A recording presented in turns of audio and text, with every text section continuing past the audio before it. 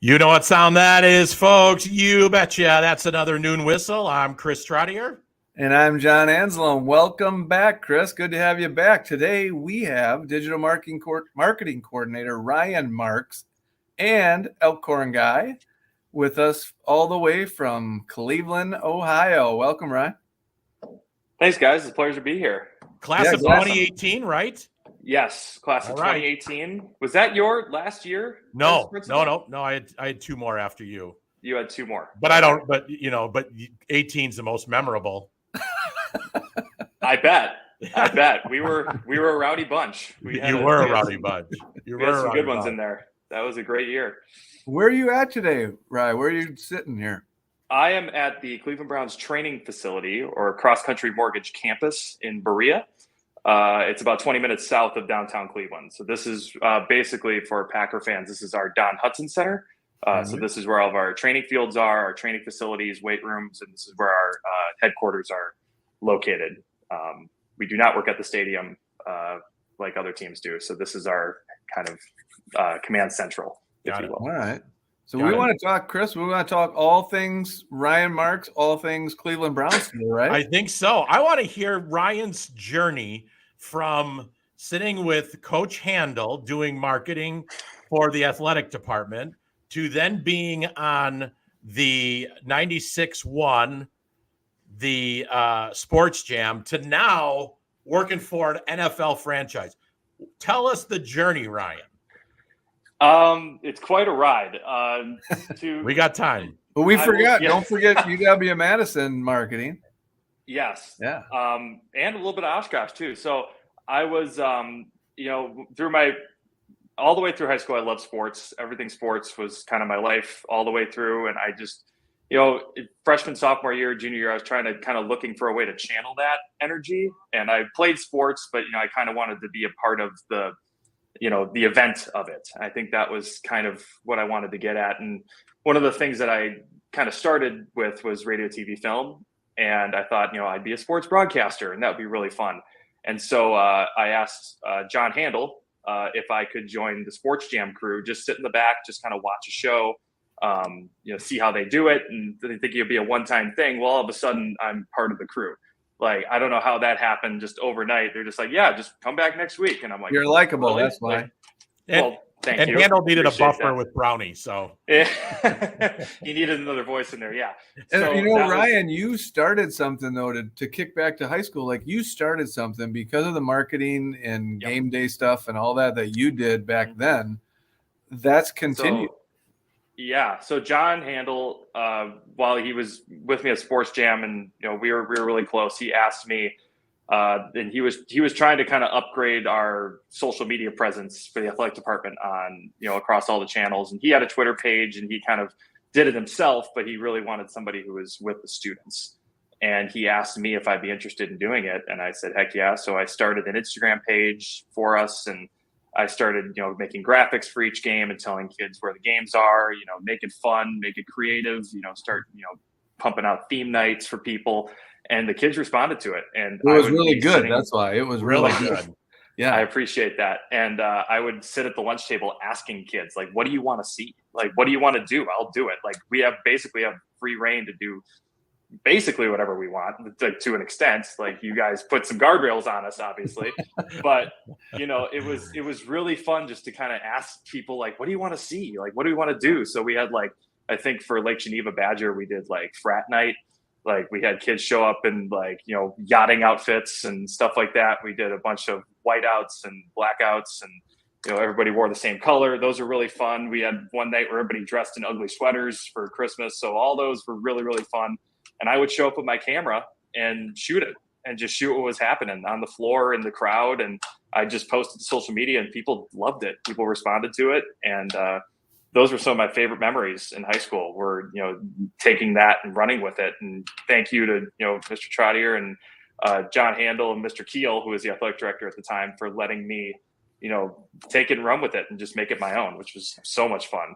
All right, so let's get in our car and travel to UW-Oshkosh. There you go. Oshkosh. Yep. So I got to UW-Oshkosh. That was my first stop. I wanted to do radio, TV, film still. I still had a an interest in broadcasting. So I worked for, I'm going to mess this up. I believe it was WSUM was the rate, or that might be the Madison one. I can't remember the Oshkosh one. I'm so bad at the call letters, but that's okay. No worries. That's why you're in marketing. Exactly. And I also had a game entertainment internship there where I would be, on the basketball court throwing t-shirts and going up into the crowd and picking people out of the crowd. And that was my first kind of taste of that too. But Oshkosh just wasn't a great fit for me. It just was kind of small, and I just didn't. Yeah. I wanted something bigger. I wanted to be a part of something that was huge. So I transferred to Madison after. All right. I transferred to Madison after my freshman year, and that was the best move I could have made for myself. And being a part of that and that energy was phenomenal. And I made like a duck to water, and go to the football games, go to the basketball games, but it still was like, I needed a way to channel that energy. I needed to get involved, and then COVID hit, and there was nothing for good year and a half. From March 2020 through the end of 2021. It wasn't until the start of my senior year where they started letting kids out and doing things, and I went to an org fair at the Kohl Center, and I'm walking around, and there's this table for Area Red. And Area Red is the student section at Madison. Most people who go to games have seen us in the, in the student section being crazy, but there's actually an organization behind it that runs it. And I went up to the table and I said, you guys, what do you do? Like, what do you? And he said, we really need somebody to do marketing. And I was like, I can help you. Yeah. So, and it was the exact same thing. They said, take it and run with it, make it yours. Come on. So, they were like, they said, we need somebody to do Instagram. We need somebody to do Twitter. They're just like, just take it and go. I was like, great. So I started doing basically the exact same thing I did at Elkhorn, making graphics and, doing this and that and theme nights and, going and taking pictures places, hockey games, volleyball games, basketball games. And then it kind of did the same thing. It just took off and people loved it. And then it all kind of culminated in this moment where we were in a Big Ten championship game, or I should say, we had a chance to win the Big Ten championship at home against Purdue, and it turned into a whiteout, and the place was incredible. And it was one of the most insane atmospheres I still get chills thinking about it. One of the most insane atmospheres I've ever been a part of at a sporting event. And we won it, and they stormed the court, and it was just unbelievable. So being a part of those moments has always been what's driven me, and giving people the opportunity to be a part of those moments has been the driving force for me in my career and where I am today. So those experiences. Yeah. I just think back, like, I remember when Coach Handel came to me and we were talking about scaling up the marketing. Let's tell a story. We got good stories. And he's like, yeah, I'm going to, and he said, yeah, Ryan came to me and here we go. And next thing you know, it kind of blew up. And, you talked about like the whiteouts and the theme nights. And as John said, like, that's still going. That's your legacy. That's still going. And then I think about the year after Lexi Runnels took over, and and she did 90 feet like Jay Billis with Lexi. And by the way, that was a phenomenal idea. It was awesome. To her. And you ready for this? We sent multiple messages to Jay Billis, and he never replied on social media. So I'm going to start a 30 for 30. It's not I hate Christian Leitner. It's I hate Jay Billis. It's still Duke, Marksy. It's still Duke. All right, Marksy, let's go. UW Madison graduation. Yes. Ryan's it was hot. Market. It was 95 degrees that day. We were in metal bleachers and black robes. It was hot. So then what happens? Yeah. Like, you're an adult, you're a graduate, you're in the real world. Now what? Well, it's looking for a job, and in sports, it's really difficult to break in. And that first job is always tough. And, interviewing with different teams, trying to, I would, get to that last stage of the interview. And then, they say we went with somebody with more experience, or, we went with somebody who better fits, our needs at this point, and kind of getting frustrated. And, all of a sudden the Cleveland Browns reach out to me, and I meet my manager, and Leah Archul, and she's phenomenal. We just kind of hit it off the minute that we sat on our first Zoom call, and all of a sudden I'm sitting in Cleveland, and this was the last place I thought I'd end up, but it turned out to be phenomenal. So my job, I can go into my job role here. I feel like that's jump right in. Is so I'm a digital marketing coordinator, which My job's kind of twofold. So the first part of my job is to execute all obligations for our corporate partners on our digital platforms. So anytime you see a sponsored logo on our email, website, mobile app, social media, anytime you see a sponsored logo, that's me making sure that that gets there. Whether that's talking to our social team, making sure they know what they have to do, talking to our video team, making sure that they know what they have to include in their videos, talking to our photo team, our articles writers, all that stuff is my job to make sure that those get to where they need to go and that we are fulfilling our obligations for corporate partners. And also sitting in and ideating with our corporate partners and saying like, okay, what makes sense for you? What, what assets do we have that would fit you and your company? So some examples of that was like, we had an article series called Keys to the Game that we sold last year to Kia because we thought, keys like driving a car, like that would be, an example of one that fits really well for a brand. And then the other side of my job is one-to-one communication. So I handle a lot with emails. I build out all the emails that we send to people. This year we are working on trying to get SMS text messaging up and running. It's a slow process, but we're hopefully going to get there. But that's just another way that we can hopefully touch our fans and, make an impact on people. Right. I think it's important for people to know that since you started with the Cleveland Browns, their record has gotten better every year. See? I'm just saying. All 2 years? Yeah. It's not an accident. No, I mean. That's correct. Yeah. Yeah. Yeah. I don't want to hear about quarterback play or who the head coach is. They listen to my advice. I tell them what they have to do, and they do it. And they, it's been a great relationship with me in the front office. It's been phenomenal. So I do have a question, and this is this I'm trying to wrap my mind around this and find some real empathy here. And John Anselm's going, here we go. Yep. So you grow no, and this is true. I've always wondered this, really. Like, so you grow up in Wisconsin, right? Mm-hmm. Like you said, UW, go Red, right? Brewers, Packers, right? And then all of a sudden you get hired by another team. Yeah. And you got to wear the brand. Not. Of course, you're gonna be loyal to it. They're my employer. I'm all in. I'm a loyal to the brand. I'm rah. Like, how did that feel that first time? Like, wow, I've never put this on. This is my first pair of Cleveland Browns gear. Yeah, it's a little weird. It's kind of like, wearing a pair of shoes you got to break into. It's like, all right, this is just kind of something new, but it's exciting. It's learning about a new culture and a new set of people that you have to reach out to. It's the interesting thing about Cleveland is that it's very, very similar to Milwaukee. Very similar atmosphere, similar people, blue collar, hardworking city. The sports teams are small but mighty. It's really that kind of atmosphere here too. So the transition in that regard was really easily. It wasn't like I was moving to a New York or a Chicago where it's, the stakes are massive and everything is the people love their sports teams here and they're very passionate about it. And they're hardworking blue collar people, and we try and play into that as much as we can. And it's really fun. It's been really fun learning about this community. It's always, Wisconsin will always be home, and I'll always have a soft spot for my teams back there. But learning about new fan bases and new cultures and new traditions. It's when I first went into the dog pound, I do not think I was ready for how crazy it was. That is one of the craziest places on earth. When it's really going and it's loud in there, it's one of the best feelings ever. And that's kind of what I've been falling in love with here so far. I thought for sure you're gonna have the dog pound mask on when you got on. I know. I need the dog. Yeah, the dog mask guy. He's got the bone. Hey, John, I got another question. I've just been thinking about this. John's. We do a good job of when we talk to alumni, like talking about and connecting where you are now to where you came from. Mm-hmm. And I was just thinking about like here you are, somebody so like John Handel, you develop a relationship with him.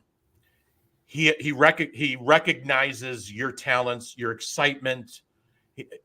He comes up with a unique strategy to get you to your passion quickest, right? Really that. Mm-hmm.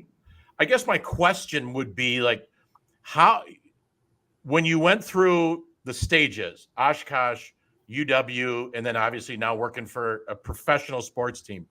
Do you think like that series of experiences played a role in you getting hired into an NFL franchise? Or was it just, was it your passion? I think it's both. I think it's both. Definitely the people that I came up with and, gave me all these opportunities, you obviously have to give them, kudos and, but you can't be in this spot if you don't love it. Like people, who come here and they just kind of, you can tell they don't like sports. They get hired here and it's like, yeah, I'm here for marketing. And they're just like, they don't go to the games. And it's like, why would you not want to go to the games? They're just like, well, it's not part of my job description.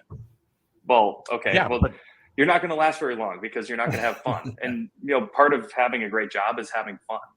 And that's what I love about this. But I think the most important thing and the most important theme that I've kind of noticed across my path is the people that have given me the most success in my career have been people who have let me do it my way and have kind of let me explore and make mistakes and, nice. Call me out when I'm wrong, but also, not try and step in and, make it my own. You just kind of have to let people who are learning and people who are trying to figure things out do it their own way.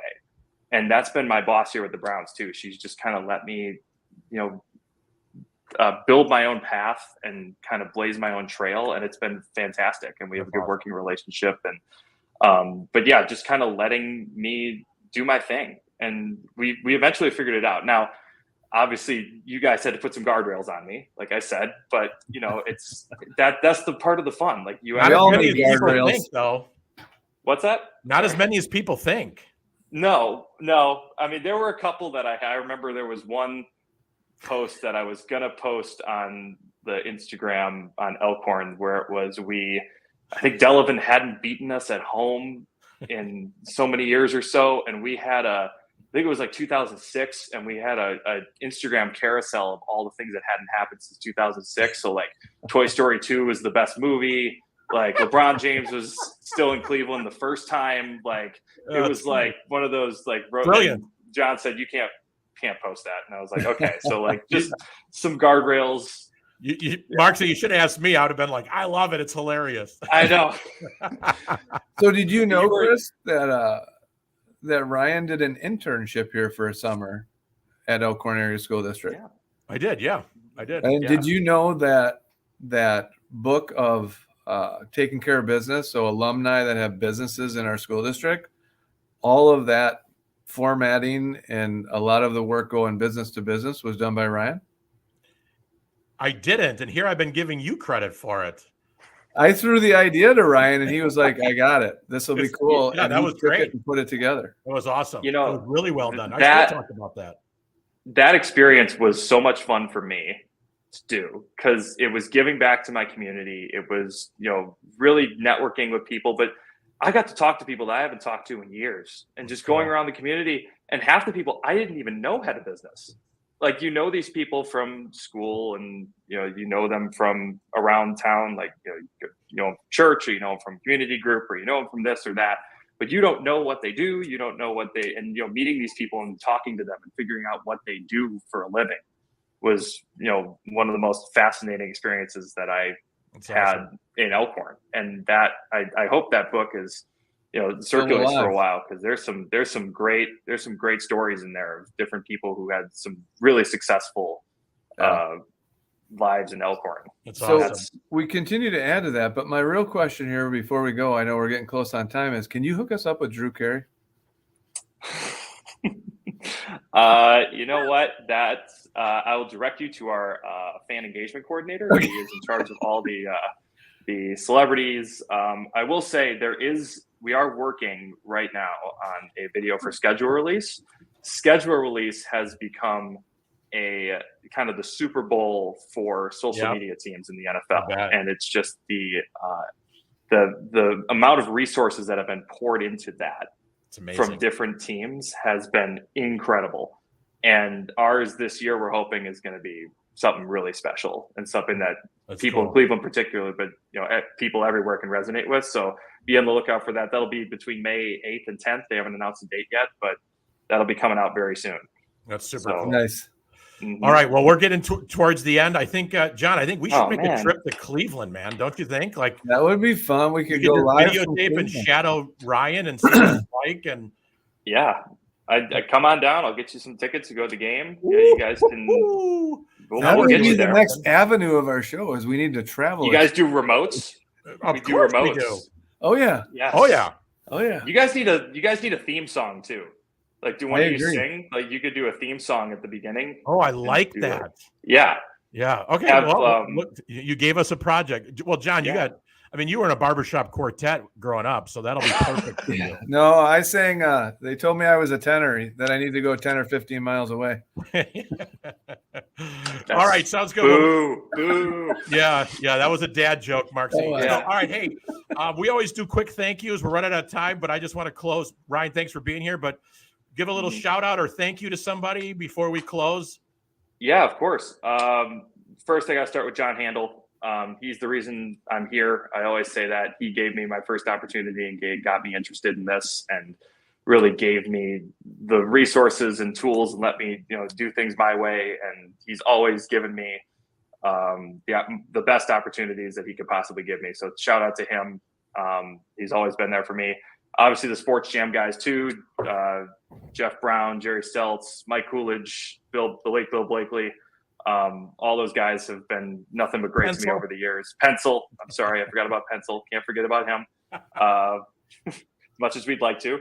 But all those guys have been great over the years. And then one special shout out, Kyle Paulson is a teacher at Jackson Elementary. Right. He was my third grade teacher. He is retiring at the end of this year. He was one of my favorite teachers. Always willing to talk to me about sports when I was, a little kid, and it was, nothing but great. And he was great to me and my family. So congratulations to him on a great career. And hopefully the next phase of his life will be as good as the one that he just had. Also to Sam Stepnitz, because I know that he shouted me out on this podcast. He did. The reason that, on the Mini Hoop League one. I was not a part of Mini Hoop League. Well, I should say I played in the Mini Hoop League. All right. I was not great. We will make sure you're invited to the annual Mini Hoop Noon Whistle, where we analyze the NCAA tournament. That was great. I listened to that episode. That was fantastic. I was a pick and roll specialist. Oh, I believe so. I would just bump again. The screens were so illegal. I would just bounce a guy and then turn, and it was just right there. So shout out to him for having me. That got me on the show. So I love it. All right. And then thank you. One more. Thank you to both of you guys too. John, you've been there for me all these years, and as a baseball coach, as a mentor, and Chris too. You know what? You've been there for me too. It's been a great ride. Our pleasure. Yeah. Our pleasure. I don't think we're going to do any more shout outs, so we're going to leave it. We're going to leave it on that. That was a lot. I'm sorry. That's all right. But I do have one quick question, and you got to name one name. So from your era. All right. Well, we posed this to the Mini Hoop League guys. So there's discussion about high school kids having NIL deals. Okay. You get one Elkhorn person to invest in. Who are you investing in your NIL deal? One Elkhorn kid from my era? Yep. Basketball player, football player. Who's going to yield the biggest investment? You know what? I'm going to go. Man, that's so tough. I don't know. You're running out of time. What? I might say, Peyton Jacobson. Pretty good one there. That's a pretty good one. Pretty good one there. Did he just qualify for the Olympics, I believe? He did. He's going to Paris. He did. I believe that would probably be my investment right there. Call. Fairly high ROI on that one. Yeah. Yes. Yes. And on that note, congratulations to Peyton Jacobson, Benji Peak. Thank you to Mark C for being on here. We're proud of you. We will definitely come and see a Cleveland game. Just get us tickets into Dog Pound. I want to be in there, or at least send Brownie in there. So that'll be perfect. We can do that. Absolutely. All right. On that note, we got to go back to work, and so do you, Marksy. Have a good day. Yeah. Thanks. Thank you, guys. We appreciate it. All right. Take care, everybody. Bye-bye.